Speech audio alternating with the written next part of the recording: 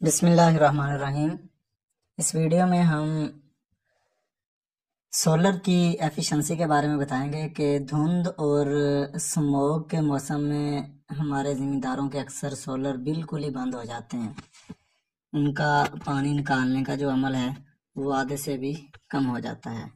تو اس کے لیے ہم آپ کو مختلف طریقے بتائیں گے کہ کن طریقوں کو استعمال کر کے ہم سولر کی جو ایفیشنسی ہے وہ بڑھا سکتے ہیں، ٹیوب ویل کا اپنے کا جو پانی ہے وہ بڑھا سکتے ہیں۔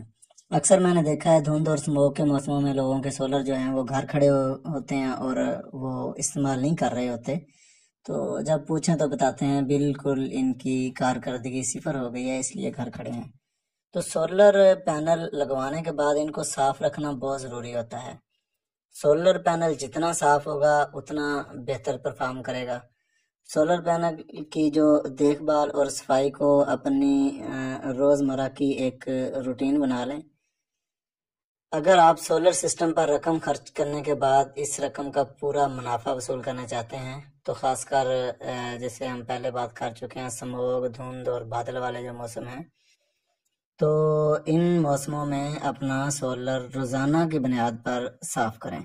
پلیٹیں اگر آپ صاف کریں گے تو ظاہر ہے آپ کا جو پانی ہے وہ بھی بہتر زیادہ نکلے گا، تو آپ کی زمین بھی زیادہ خراب ہوگی، آپ کو سولر گھر کھڑا بھی نہیں کرنا پڑے گا۔ اکثر میں نے ان ذمہ داروں کے سولر ہی بند دیکھے ہیں جو سولر کی صفائی کا خیال نہیں رکھتے۔ تو دھند اور سموگ میں اور کوئی بھی طریقہ کار نہیں ہے دنیا میں اب تک جو استعمال کر کے ہم سولر کی کارکردگی کو بہتر کر سکیں۔ اس کے لیے بس یہی طریقہ ہے کہ اپنی پلیٹوں کو صاف رکھیں، ان پر جو مٹی اور گرد و غبار ہے اس کی اچھی طرح صفائی کریں۔ امید ہے آج کی ہماری یہ ویڈیو ہمارے کسان بھائیوں کو پسند آئی ہوگی۔ سولر کے متعلق کسی بھی بھائی کا کوئی بھی سوال ہو تو وہ ہم سے کمنٹ سیکشن میں جا کر پوچھ سکتا ہے۔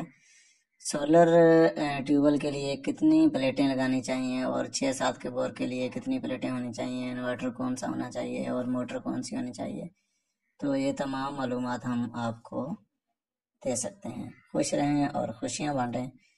مجھے اپنی دعاؤں میں یاد رکھیے گا۔